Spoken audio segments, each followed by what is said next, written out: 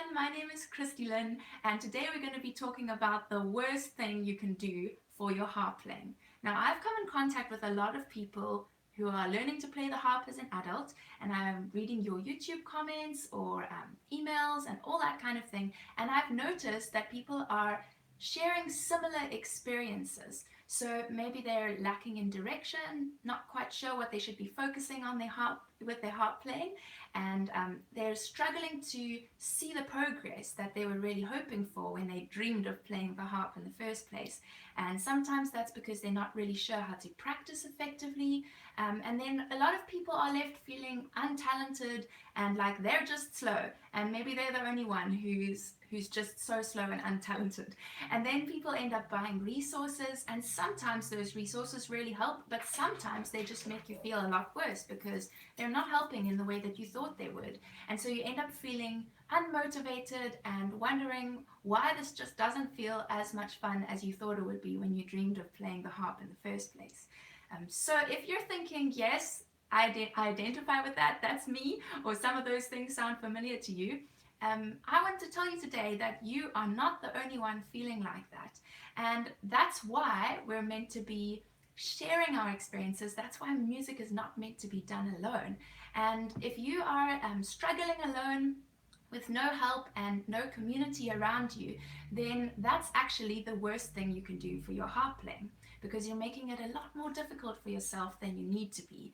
And we don't want that. We want it to be easy and joyful and a wonderful journey. And I think since so many of us are experiencing the same things and the same struggles, there's no need to reinvent the wheel and find solutions all on your own. If other people are experiencing these same things, then we can share our solutions and we can remind each other of the joy and fulfillment that we can find in our harp playing and share those wonderful ideas along the way. So I thought, how can I do this? I need to bring people together because they're telling me the same problems, but they don't realize that there's other people who can help them with this. They can join together. So I started a group of harpists, and we've been meeting together once a month for a video chat where we chat together and we can see each other just like a Skype session, and we talk for an hour. We've been sharing our harp journeys, and it's been so great to hear about other people's reasons of why they came to the harp in the first place. Then we talk about some of our struggles that we've been experiencing, and we share things that are helping with those struggles. So for example, resources or just practical ideas of how we're practicing and things that are helping along the way. And it's so much fun to talk to other people who feel the same way about their harp playing and who are learning as an adult and struggling along through all the ups and downs. So we've been calling this a virtual harp circle, because a harp circle is something that already exists and we're doing it online. And it's just so wonderful to be sharing our successes along the way. And we've also had some hilarious moments. I don't know if I can do them justice by explaining them in a video. You kind of had to be there, but let me just tell you that we've had a lot of fun. And there's also been some really special stories that have been shared along the way.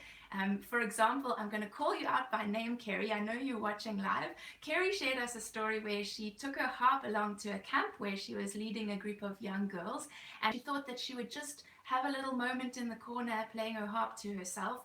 And next moment she looked up and all the girls were sitting silently watching her with big eyes, looking up at this beautiful harp.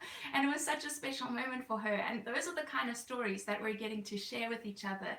And it's just so wonderful and inspiring. And I feel like we're becoming real friends.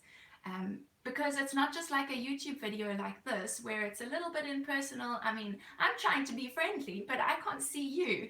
And so in a way, we're not really becoming friends in the true sense. But with this virtual harp circle, we're seeing each other. I can see your faces, and we feel like friends all around the world. And I'm just thinking how cool it's going to be in the future when I travel to other parts of the world, or other people travel maybe to South Africa, that we'll be able to meet up and we'll feel like we already know each other, because now we've got harp friends all over the world. We've got people in at least 4 different continents all in one harp circle at the same time. It's been absolutely amazing and so cool to hear how we're experiencing the similar things even when we're in different parts of the world.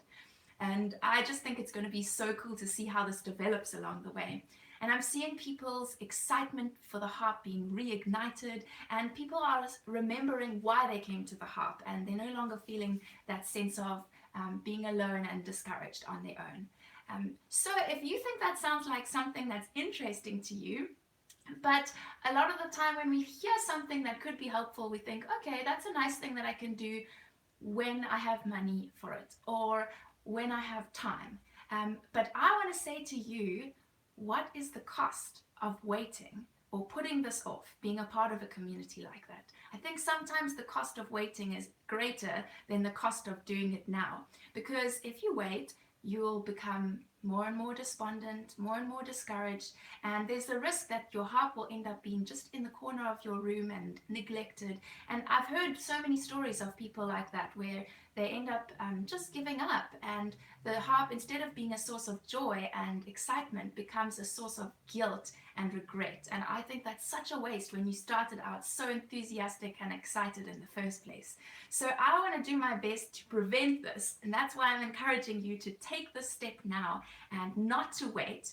I don't want you to I think sometimes what people are doing is we're actually punishing ourselves because we think we're not that talented or we're not disciplined enough, and then we punish ourselves by not doing something about it. But I think it's time for you to take action. You've already spent money on a harp, and you clearly wanted to do it. So now it's time to take a step that's going to surround yourself by the community that you need to support you going forward and be able to chat to people who can give you those resources.